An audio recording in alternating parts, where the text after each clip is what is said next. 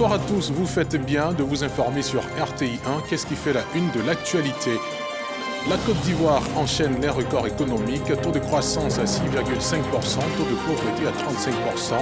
Ce sont les progrès réalisés pour le compte du PNB 2021-2025.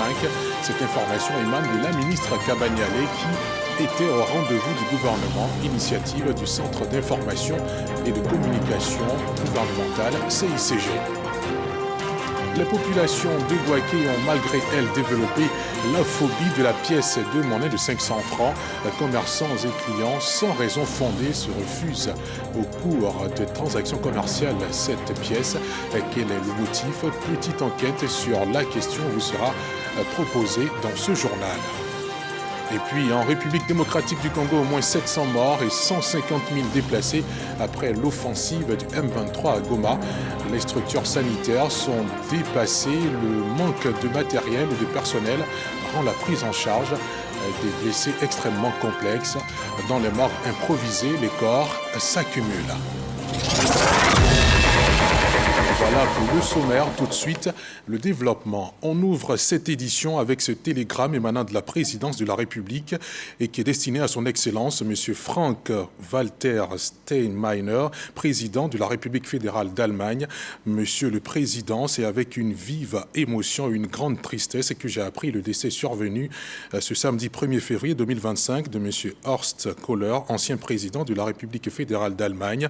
Je salue la mémoire de ce grand ami de la Côte d'Ivoire qui a marqué de son empreinte l'économie internationale en tant que président de la Banque européenne pour la reconstruction et le développement BERD de 1998 à 2000, puis directeur général du Fonds monétaire international FMI de 2000 à 2004.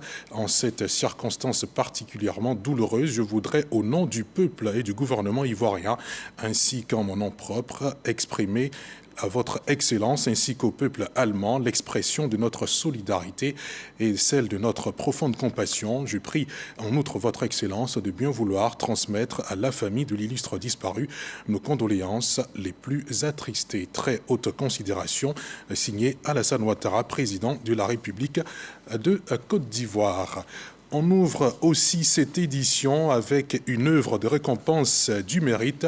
Ce vendredi s'est tenue à la Grande Chancellerie de l'Ordre national la première cérémonie annuelle de décoration à titre normal. Au total, 45 personnalités ont été distinguées pour leur engagement exceptionnel. Parmi elles figurent des personnes du monde de la santé en première ligne contre la Covid-19 et des acteurs de l'éducation et de l'administration, des arts et de la culture. C'est ce que nous disent Carmeldia et Diamasso. L'Abidjanaise en chœur pour marquer la reconnaissance à toute une nation. C'est sous cette symbolique mélodie que les festivités ont démarré à la Grande Chancellerie de l'Ordre national. Pour cette première cérémonie annuelle de décoration, ils sont 45, ces acteurs du secteur de l'éducation, de l'administration, de la santé, de l'art et de la culture, à avoir été distingués pour leur engagement et leur dévouement. 29 ont été décorés dans l'Ordre national et 16 autres dans l'Ordre du mérite ivoirien. Aujourd'hui, grâce à mon travail, j'ai été décorée. C'est une fierté. C'est un sentiment de joie qui m'anime en ce jour, du fait que le travail acharné que mon équipe et moi-même abattons tous les jours au service de la nation soit reconnu. Le remerciement va surtout à mon ministre de tutelle, M. Pierre Demba. Cette distinction nous engage à être désormais pour nos compatriotes des exemples, mais aussi une source d'inspiration. Ce rendez-vous du mérite et de la reconnaissance a rassemblé des personnalités de haut rang réunies autour du grand chancelier de l'Ordre national. Le point de convergence entre ces personnalités est leur mérite commun, parfois dans des domaines fort différents. Votre présence ici est une preuve éclatante d'un parcours exemplaire. Il nous reste à œuvrer tous ensemble afin que la somme des efforts individuels soit au service du lumineux destin de notre grand pays. Après cette illustre cérémonie, un déjeuner a été offert aux convives pour célébrer avec les membres de leur famille ces distinctions honorifiques.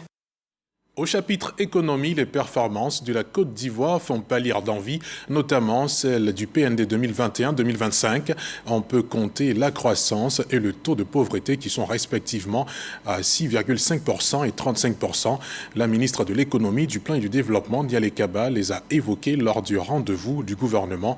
C'est une conférence initiée par le Centre d'information et de communication gouvernementale CICG pour partager les résultats des politiques du gouvernement. Léon Brault.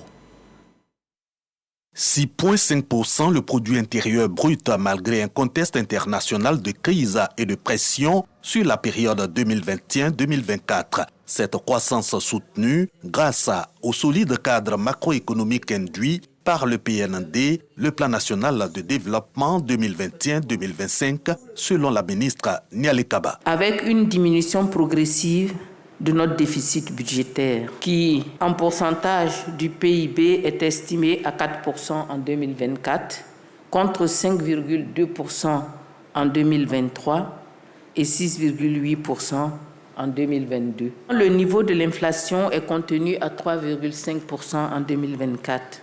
Contre 5,2% en 2022. Sur les 59 000 milliards coût du PND 2021-2025, 47 000 milliards 500 millions de francs CFA investis à fin 2024, s'en trouve renforcer l'environnement des affaires, les infrastructures de soutien à la croissance. Autre résultat, la baisse à 35% du taux de la pauvreté grâce aux politiques sociales du gouvernement. PG Gouv et filets sociaux productifs par exemple, avec impact sur plus de 2 millions de jeunes et 457 000 ménages. De quoi améliorer l'indice de développement humain. Le taux net de scolarisation au primaire s'est situé à 96,46% en 2024 contre 72% en 2013, soit une hausse de 21 points de pourcentage. Ces actions ont permis de faire passer le pourcentage de la population vivant à moins de 5 km d'un établissement sanitaire à 80% en 2024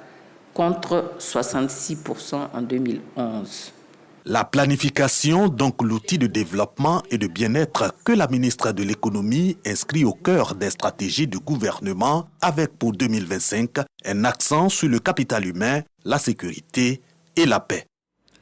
La Caisse des dépôts et de consignation de Côte d'Ivoire, à travers sa filiale CDCC Capital, ont signé ce jeudi à Côte d'Ivoire un accord de financement d'une valeur de 3 milliards de francs CFA avec NCA Bank. L'objectif est de soutenir les investissements vers des PME. Le compte-rendu de Jean-Jacques Kwame. À travers cette signature de convention de financement entre la Caisse des dépôts et consignation de Côte d'Ivoire Capital et une banque de la place, ce sont 3 milliards de francs CFA dédiés au financement des projets d'investissement vert dans le secteur agro-industriel.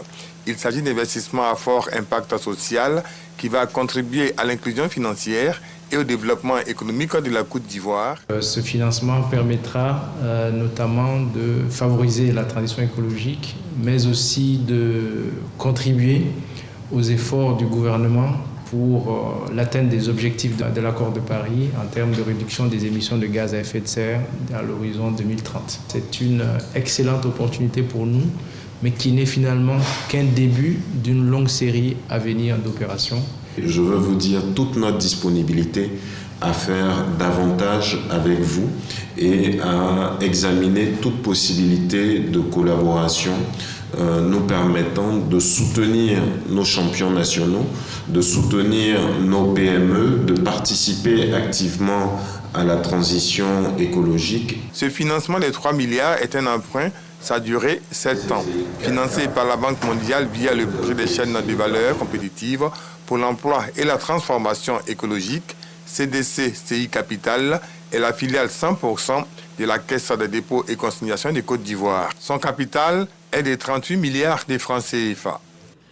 L'eau, la forêt et la faune sont l'épicentre de la politique du département que dirige Laurent Tchagba. Pour 2025, le ministre des Eaux et Forêts, au cours de la grande rencontre avec l'ensemble de ses collaborateurs, tous les débuts d'année, a pris l'engagement de mener le bateau à bon port. Objectif pour tous est de compléter les 20% d'objectifs qui concourront à l'atteinte des objectifs de ce ministère. C'est ce que nous disent Quadio, Franck et Célestin Frodo. C'est une clé dans une cuve pour lever les obstacles à l'atteinte des objectifs du ministère des Eaux et Forêts pour cette année 2025. Un cadeau d'un collaborateur à l'autorité de tutelle, expression de la vision commune. Nous sommes à la traditionnelle rencontre entre le ministre Laurent Tchagba et l'ensemble du personnel, une tradition tous les débuts d'année. Dès votre nomination, vous avez pris votre bâton de pèlerin pour parcourir tous les districts autonomes du pays, pour rencontrer l'ensemble de vos collaborateurs sur le terrain. Ceci pour établir un diagnostic précis des conditions dans lesquelles ils travaillent et aussi leur inculquer votre vision, à savoir une gouvernance basée sur la culture du résultat. Les ressources en eau, la forêt et la faune, 3 axes et autant de défis à relever. Laurent Tchagba s'est engagé à mener à bout sa mission. Il appelle donc à la convergence des efforts. Il y a encore beaucoup à accomplir et je suis convaincu que nous saurons surmonter tous les obstacles qui se présenteront avec la même solidarité et la même détermination. Je ferai en sorte que le secteur soit structuré. Une cérémonie conviviale qui a aussi permis de célébrer les 2 nouveaux conservateurs généraux et les 5 colonels-majors, dont 2 femmes, pour la direction de l'inspection générale et des différents commandements des eaux et forêts. À un peu plus de 3 heures d'Abidjan, à Bouaké, la pièce de 500 francs est devenue depuis quelques jours un objet de frayeur. De nombreux opérateurs économiques ne l'acceptent plus dans les transactions commerciales. Ce jeton semble indésirable auprès des populations. Commerçants et clients se rejettent la faute, mais qu'en est-il exactement? Réponse avec Boubacar Silla et Soro Corona.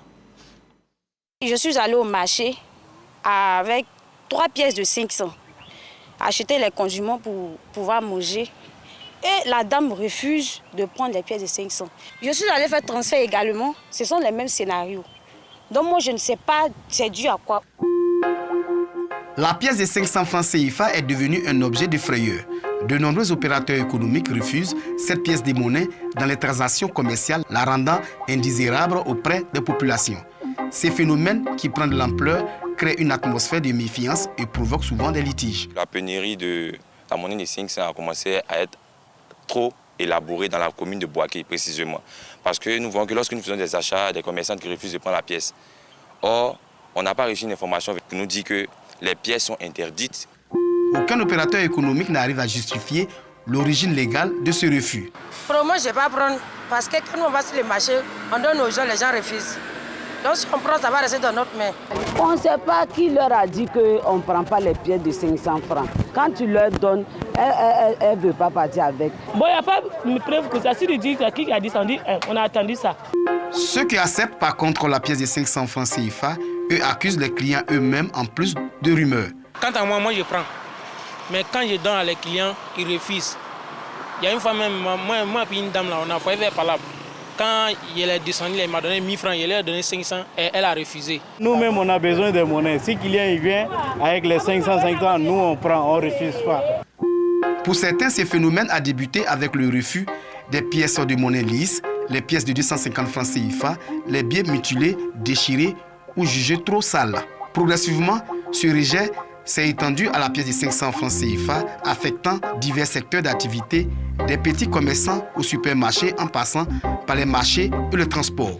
Face à la situation presque alarmante et pour le maintien de la cohésion sociale, les responsables des commerçants accompagnés du président des consommateurs à Bouaké sensibilisent dans les marchés et gares routières. Le préfet a organisé une rencontre avec la BCAO et les banques et pour comprendre si vraiment il y avait une interdiction de l'utilisation des pièces de 500 francs. Il a été ressorti que nullement cette question n'a été mise sur la table. Donc les pièces de 500 francs sont bel et bien utilisées dans le circuit commercial. Pour le président des commerçants de Bouaké, cet état de fait profite à des personnes qui exploitent la situation à des fins personnelles. C'est une manière aussi d'affecter la cohésion sociale. Aujourd'hui, nous rentrons dans une période très cruciale qui est la période électorale. Il ne faut pas que la population se laisse entraîner. Le mercredi 29 janvier, un communiqué signé du préfet de la région de Bouaké fait état de l'acceptation des pièces de 500 francs dans les transactions à Bouaké. Dans la même note, Thuo Fosier, par ailleurs préfet du département du Bouaké, rappelle que le retrait des pièces de monnaie ou des billets des banques incombe à un communiqué officiel des instances de la Banque centrale des États de l'Afrique de l'Ouest, BCEAO. À cet effet, aucune déclaration n'a été produite par la BCEAO. Dans la prochaine information, pas question de divergence, bien au contraire, en convole en os partenarial, l'Université de Bandoukou et l'Université Polytechnique Hauts-de-France de Valenciennes ont signé une convention cadre ce lundi 27 janvier. C'était à la salle de conférence du ministère de l'Enseignement supérieur et de la Recherche scientifique. Cette collaboration promet de renforcer la mobilité académique autant pour les enseignants que pour les étudiants et les innovations pédagogiques. Sephora Zegui. Cette poignée de main marque le début d'une collaboration entre l'Université de Bandoukou et celle de Polytechnique Hauts-de-France de Valenciennes. Les points clés de cette convention portent sur la mobilité des enseignants et des étudiants, ainsi que l'introduction d'innovations pédagogiques, des éléments cruciaux pour dynamiser l'enseignement à l'Université de Bandoukou. L'Université Polytechnique Hauts-de-France de Valenciennes est l'une des meilleures universités. En 2003, elle était classée parmi les 3 meilleures universités de France. Et donc, nous avons besoin d'être accompagnés, mais d'être accompagnés par de bons partenaires. On partage aussi des valeurs, une vision. Et je crois que ça, c'est essentiel pour nous. Une jeune université qui, je l'espère, deviendra quand même une des universités importantes, non seulement en Côte d'Ivoire, mais en Afrique aussi, et dans le monde. Je crois que l'essentiel, c'est la vision. En signant cette convention cadre, les deux universités ouvrent un nouveau chapitre d'une coopération fructueuse bâtie sur une vision partagée et un engagement commun pour l'excellence académique, selon Adama Diawara, le ministre de tutelle. Une fois que ces partenariats sont signés, il faut que ce soit suivi de faits. Voilà. Il ne s'agit pas de signer des partenariats pour signer des partenariats. Il faut que vraiment derrière, il y ait des actions concrètes qui suivent la signature des partenariats. Et cela doit s'appuyer sur un retour d'expérience de part et d'autre. Un partenariat qui, sans aucun doute, contribuera à l'essor de l'enseignement supérieur en Côte d'Ivoire. En politique, l'Union des enseignants pour le rassemblement des oufouettistes UE-RHDP lance l'offensive. Ce 1er février, au siège du parti à Cocody, enseignants et responsables politiques se sont retrouvés pour une rencontre de mobilisation et de structuration du réseau éducatif militant. Ils projettent renforcer l'engagement des enseignants à travers des actions de terrain et une meilleure organisation en vue des enjeux électoraux à venir. Reportage signé Marie-Chantal Akindan, Adama Sangari. C'est une rentrée politique pour l'Union des enseignants du RHDP. Réunis au siège du parti, ces enseignants issus des secteurs de l'éducation, de la formation et de l'enseignement supérieur affichent leur engagement pour les échéances électorales à venir. L'objectif visé à la remobilisation des troupes par rapport à l'année électorale et donner le tempo de départ pour la pré-campagne et la campagne de Alassane Ouattara. Un engagement salué par les ministres présents qui voient en cette mobilisation une dynamique essentielle pour consolider la vision du parti dans le secteur de l'enseignement. Pour 2025, nous avons un atout majeur, c'est le bilan du président. Au niveau du secteur éducation, formation, recherche, le gouvernement ou les gouvernements successifs du président Ouattara sont allés au-delà de ce que nous avions écrit dans le premier programme présidentiel. Même son de cloche du côté de la ministre de l'Éducation nationale qui appelle à une synergie d'action et à un engagement accru des enseignants. En cette période de pré-campagne, il est important qu'à l'image des autres structures du parti, notamment des structures spécialisées, l'Union des enseignants du RHDP se retrouve, s'organise et mette en place des stratégies et se donne les moyens d'être prête pour jouer efficacement la partition qui est la sienne. Un appel à l'unité et à l'engagement, relayé par le secrétaire exécutif du RHDP, Ibrahim Sissé Bakongo. C'est vous qui portez la parole que c'est vous qui allez partir partout, c'est vous qui nous formez. Nous devons rester vigilants. Il n'y a pas de petites élections, il n'y a pas de petits adversaires. Tous les adversaires, pour nous, doivent être considérés comme étant des adversaires politiques de poids. Il faut qu'on ait les arguments et nous avons les mots pour le faire. Hommage aux pionniers, feuilles de route et engagements concrets, cette rencontre marque le début d'une série d'initiatives sur le terrain, avec un seul mot d'ordre pour les enseignants militants du RHDP, mobilisation. Les militants du Front populaire ivoirien étaient eux aussi en réunion ce samedi 1er février dans la commune de Cocody. À l'occasion du Nouvel An, il était important pour les structures de base du parti de recevoir les directives de leur président. Les prochaines échéances électorales en Côte d'Ivoire étaient au cœur des discussions, comme nous le dit Carmel Dia et Jamasso. C'est la nouvelle année.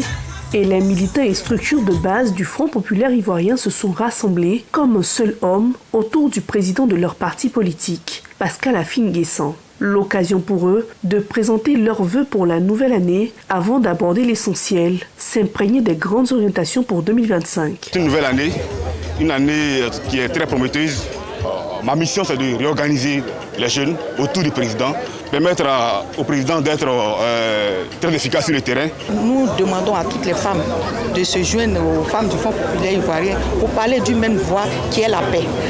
Rien que la paix et que chaque femme, dans son parti politique, dans sa maison, puisse prôner la paix. À la veille de l'élection présidentielle en Côte d'Ivoire, le président du FPI, Pascal Affi-N'Guessan, a lancé un appel aux acteurs politiques, œuvrer pour préserver la paix dans le pays. Le message est essentiel aujourd'hui, et je crois que c'est le message qui est délivré par tout le monde, c'est par rapport à l'échéance électorale de 2025, que nous tous, nous mobilisions au sein des partis politiques, au niveau des autorités gouvernementales, afin de garantir des élections apaisées. À l'endroit de l'opposition, nous avons une obligation, sortir de nos calculs personnels, regarder l'essentiel, qui est aujourd'hui la paix, la démocratie et l'alternance. La cérémonie s'est clôturée dans une ambiance festive, rythmée par les prestations de plusieurs artistes.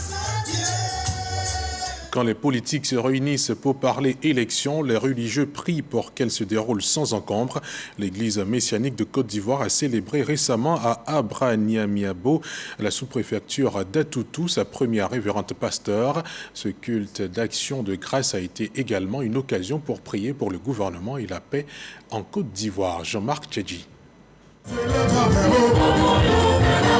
Autorités politiques et fidèles de l'église messianique de Côte d'Ivoire en pleine communion à l'occasion d'un culte d'action de grâce. Cette célébration est dédiée à Marie-Laure Loko Dafo, la première révérende pasteur de cette communauté. Occasion pour l'éminent Nyamba Dando Pierre, président national de l'église messianique de Côte d'Ivoire, de l'honorer pour ses services rendus à la famille chrétienne. Au vu de l'hommage, la révérende pasteur Marie-Laure Loko exprime sa gratitude et prône l'union autour des principes divins. Le Créateur veut élever une génération capable d'afficher ouvertement sa puissance absolue. Cette puissance révélée à une élite à qui il revient de perpétuer la sainte doctrine, gage de la consolidation de la foi. L'église messianique de Côte d'Ivoire a saisi cette occasion pour prier pour le président de la République et pour des élections apaisées. Le ministre Adjé Silas Metch et Claude Saï Soumaoro, directeur de cabinet du chef de l'État, s'engagent à accompagner l'église messianique dans sa mission évangélique. Nous sommes donc venus marquer notre reconnaissance à cette puissante église, rendre grâce à Dieu pour cette église et dire à cette puissante église que nous sommes avec elle. Parce que nous avons un climat de paix et de stabilité que nous pouvons célébrer des cultes comme ceux que nous célébrons aujourd'hui. Que Dieu lui accorde la méthode et qu'elle soit une inspiratrice pour les autres femmes qui viendront à travers les différents ministères qu'il y a à l'église messianique. Fondée en 1968 par le prophète Josué Edjro, l'église messianique de Côte d'Ivoire compte apporter sa pierre à l'édifice de la paix dans le pays. La route a encore fait des victimes. Un horrible accident s'est produit ce matin aux environs de 10 heures à Grubeu, entre Daloa et Zoukoubeu, dans la région du Haut-Sassandra. C'est une collision entre un camion-benne et un camion-citerne, occasionnant un brasier. Les deux véhicules sont partis en fumée avec les deux conducteurs calcinés. Une enquête est ouverte pour situer les responsabilités. Et Jeune Atoubé. Hier à Brokoua, sur l'axe Issa Daloa, et aujourd'hui Gribeu, chef-lieu de sous-préfecture entre Daloa et Zoukoubeu. La route a encore tué ce samedi aux alentours de 10h30. 2 morts sur le coup dans une collision frontale entre 2 camions. Ce sont les 2 conducteurs du camion citerne et de la benne. Les 2 véhicules embrasés à l'issue de la collision, les 2 occupants calcinés. Les sapeurs-pompiers de Daloa, malgré la promptitude de leur intervention, n'ont pu maîtriser les flammes. Ils ont toutefois réussi à sécuriser la zone. Lorsque nous sommes arrivés sur le lieu, nous avons constaté vraiment les faits. Et déjà, les 2 camions étaient en flammes et nous avons essayé de construire les feux. Les dégâts causés par cet accident sont considérables. Le commandant en second du centre de secours d'urgence indique qu'une enquête est ouverte pour en déterminer les causes. C'est la seconde tragédie qui survient dans la région du Haut-Sassandra entre décembre 2024 et ce mois de février 2025 commençant. Et encore, au centre de cette tragédie, l'incivisme des conducteurs. La ville d'Odiéné vibre au rythme de la 2e édition du festival Le Mandénko, art et culture du peuple odiénéka, un vecteur de cohésion, d'unité et de développement est le thème retenu pour cette édition. La cérémonie d'ouverture a eu lieu ce vendredi à la salle Camara H de la ville. Ce festival est une invitation à l'unité et à la cohésion du peuple odiénéka. Les détails avec Amidja Rassouba et Fernand Conan. Reconnu pour abriter plusieurs lieux touristiques tels que la grotte de Samori Touré dans la sous-préfecture de Gbélébon, la case René Kaye Atiémé ou encore la mosquée historique de Samatigila. Odiéné, capitale du Denguélé, s'ouvre au monde entier à travers son festival Le Mandénko. Ce festival est une invitation à la promotion des atouts culturels et touristiques du peuple odiénéka et son engagement pour le rayonnement du district du Denguélé. Je voudrais encore une fois féliciter ma sœur Nassénéba et la dynamique équipe pour la tenue de cet événement fédérateur de valeurs patrimoniales des Odiénéka et en particulier des Kabadouka en général. Le développement de notre région, c'est notre responsabilité à tous. Il passe par l'unité, la solidarité et surtout l'action collective. Nassénéba Touré, maire d'Odiéné, partage son optimisme de voir rassembler les fils et filles de la localité autour d'un idéal commun. Aujourd'hui, nous posons les bases d'un héritage durable avec Mandénko qui s'inscrit désormais dans le temps avec une date officielle de célébration chaque année. Depuis mon jeune âge jusqu'à maintenant, je n'ai pas arrêté de dire aux fils et aux filles du district du Denguélé que c'est l'union qui fera notre force. Et si nous sommes unis, nous resterons toujours très forts. Art et culture du peuple odiénéka, un vecteur de cohésion, d'unité et de développement, est le thème retenu pour cette 2e édition. Une édition marquée par des concours culinaires et de beauté, de colloques, de danse traditionnelle et d'un concert. On reste à Odiéné qui du 22 au 25 janvier a accueilli la 4e édition du Black Path Festival, un événement phare dédié à l'autonomisation des femmes. Cette édition a rassemblé des délégations en provenance de différentes régions de la Côte d'Ivoire. Et puis, hors de nos frontières, en République démocratique du Congo, au moins 700 morts et 150 000 déplacés après l'offensive du M23 à Goma. Depuis dimanche dernier, Goma, capitale provinciale du Nord Kivu, est le théâtre d'affrontements meurtriers entre les forces armées congolaises et le groupe rebelle M23 soutenu par l'armée rwandaise. La situation est dramatique et selon un porte-parole de l'ONU, le bilan humain est déjà lourd, 700 morts et 2800 blessés. Toutefois, Toutefois, avec la poursuite des combats et l'arrivée des blessés, ces chiffres risquent d'augmenter dans les jours à venir. Et puis, à Gaza, 3 otages israéliens et 183 prisonniers palestiniens libérés lors du 4e échange prisonniers-otages ce 1er février. Après près de 16 mois de captivité, 3 otages israéliens, dont le père de 2 derniers enfants captifs dans la bande de Gaza, ont été libérés dans le cadre d'un 4e échange contre des prisonniers palestiniens. Ce 4e échange fait partie de la trêve entamée le 19 février entre Israël et le Hamas après plus de 15 mois de guerre dévastatrice à Gaza. Et c'est la fin de ce journal. Merci infiniment de l'avoir suivi. Très bonne suite de programmes sur RTI 1, la chaîne qui rassemble.